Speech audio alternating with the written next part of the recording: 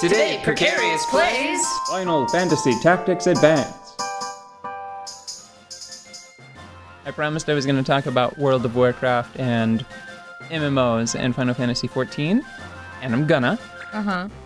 But I played quite a bit just for fun and a little profit in between sessions, and I wanted to point out the changes that had happened.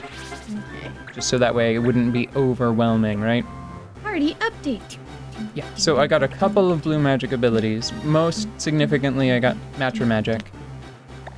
He almost has learning done as well, which is the most important part about being a blue mage. I'll be able to switch him to Thief and then Ninja for a while after that, so he can get super fast. I think he's already, he's like third or fifth fast. Okay, so he's actually pretty slow. Whatever. Okay. Mont Blanc is a juggler now. That's a class we did not have before. It is fantastic.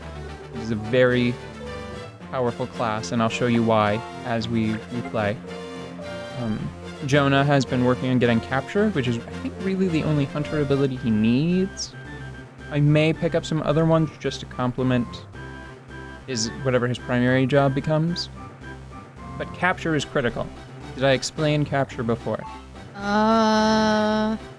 Explain again. Capture allows you to remove a very weak monster from the field. Well, the probability is only reasonable if they are very weak, right? Like if they have low HP, current HP, I should say. Oh, yeah. And whenever you remove them from the field, you get two things. Yes. The first thing you got is a soul. Numu can become morphers and equip souls to unlock transformation abilities. Okay. I'll show you the other thing that we got from it in a couple of minutes. Speaking of Numu morphers, Keith can now become one. Yay! I believe this is the job that has the best overall stat growths for Numu, so he's going to be spending a lot of time as a morpher. I'll check my notes before I wind up accidentally pumping like 20 levels into morpher for him, but this is an important one. He has every job that Bang I have available. He has them all unlocked. Oh, that's cool. Yeah, but it's because Bang are very straightforward. They only start with White Monk and Warrior, and with 2 Warrior abilities, I believe you unlock this half, and then with 2 White Monk abilities, you unlock this slightly smaller half. So he already has quite a lot of ability variety. Who else was there? Oh, yeah, I got two new characters. I don't think we had them before. We have Trevor, which is great because I'm going to make him a Moogle Knight. He's really cute. Yes, yeah. I think that the generic Moogles are cuter than Mont Blanc a little bit. And Mont Blanc is fine, but look at that face. Yeah. I think right now he's an Animist. Yeah, I wasn't sure if he was an Animist or a Thief, but Animist, he's probably going to wind up with, I think it's Charge is the Moogle Knight ability, and then he's going to wind up with Call as the secondary. That gives them a lot of really crazy variety in what they can do. I won't dwell on it too much. The most important thing about this Viera is her name is alliterative with the Viera we already had. Oh my gosh, we're gonna have a girl band. Oh! If we get a third one, then that would be awesome. I hope that there's a third possible Viera C name. So it's Concetta or Conchetta and Cecilia. It's probably Cece. So Concetta and Cecilia. And they're just both gonna they're gonna do the same thing. They're gonna be identical twins by the end of the game. It's Conci and Cece.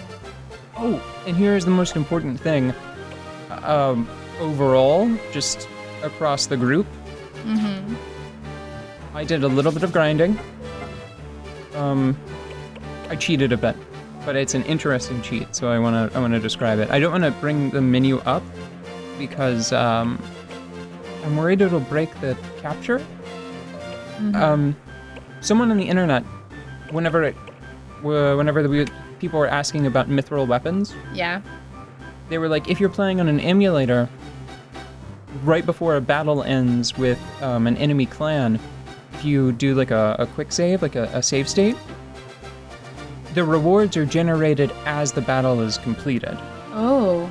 So you can drastically cut down on the number of times you need to fight random clans to just try to grind for mithril weapons. Yeah. If you use a save state. And I was like, oh, that sucks. Because the main actual, like the legitimate way to get mithril weapons is you trade, you interact with other players in multiplayer, and then I think Mont Blanc's brother, who has not been introduced to the story yet, he has a shop that is updated with mithril weapons as one of the potential purchasable items, right? Right. So, can't do that. Can't do multiplayer. And I realized that we are playing on an emulator, not a PC emulator, but with the Wii U Virtual Console release, there is one save state slot, and it totally works. I didn't do it for very long, and I was not concerned about what mithril weapons I got. I just wanted to have at least one mithril ability for each race. Right. And I believe I already achieved that goal. I was going to split it over two sessions, you know? Right. I'm not sure if I actually got one for Numu. Yeah, I don't think I did. But I wound up with, I think, bow and snipe combos available for Vieira. Believe that I have the gun combo for Mughals.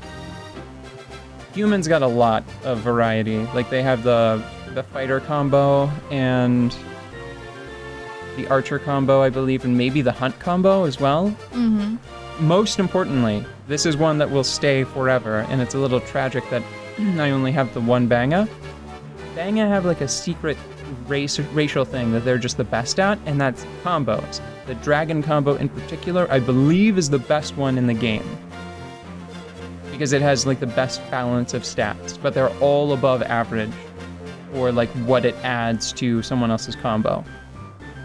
So that made me really happy because Isaac has been such an asset early on in the game, and now he also he's the best team player. Aw, that's nice for him. And now the other thing that capturing a monster gives you. It's the monster bank. I think we've been here before. Yes, you did tell me about this. But before we didn't have any monsters. Now we have a monster! Now I think we have either 2 or 3 monsters. Yeah, we have 2 monsters. We've got a bomb, which isn't great. And we have an antlion, which is worse. Okay, what do they Arguably. do? In the farm. Or bank. Bank? Yeah. Called a bank?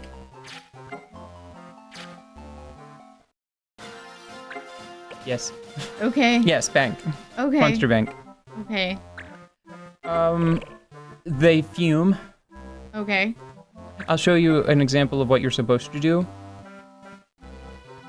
Monsters, whenever they first come here, they hate you. Uh-huh. And they say like, grr, and that's interpreted for you in parentheses there. It says, what are you looking at? You can feed them stuff. And they have different preferences for every item. Right. Some they hate, and they'll just spit them back out, and I don't think it does anything. It's unfortunate that it is cut short by a handful of items that all monsters love, right? Cure-alls. Once we can buy cure-alls, the handful of monsters that I'll actually want to improve, I'm just gonna shove dozens of cure-alls into their faces at once, and they'll love me, and then their stats will improve, and these stats, whenever a morpher adopts the bomb form, I believe that they just adopt these stats. Oh, wow. So you make pets that also make your clan's stats go up. For specifically what they get from the monster. Yeah, for the new moo morphers. The only ones I'm going to bother to raise up are the jellies. And maybe the dragons for the coolness factor. Because the jellies really are they're awesome. This is like a whole other system. It kind of reminds me of the, like, you know, when you send your people out on missions on their own. It reminds me a little bit of that.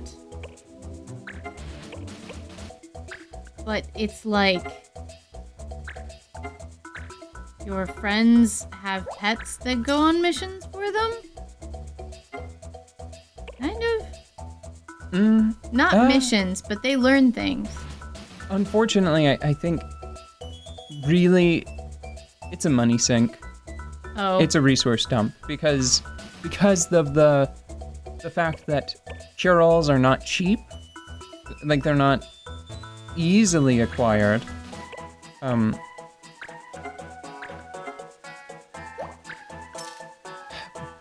But they are available for purchase eventually. Mm-hmm. So where are we headed now? Well, I think... Uh-oh. Is it in the desert? No, it's not in the desert. Give me a second. Oh, it's right here. You think it'll take us about a day to get there? I think that I just... Ooh, I did just use a whole episode menuing around, didn't I? It was important, though. Look, yeah, it here. was. I ground for like 3 hours. 3 hours, and I condensed that down to 10 minutes. You're welcome. Yeah. We'll go back to the game next time. Okay. Yeah. Is that okay? I don't know if that was okay. I think the ending was a little weird because you got suddenly self-conscious, but I think the rest of the episode was totally fine and informative. Remind me not to do that again, though, because I don't think everyone loves the menus as much as I do.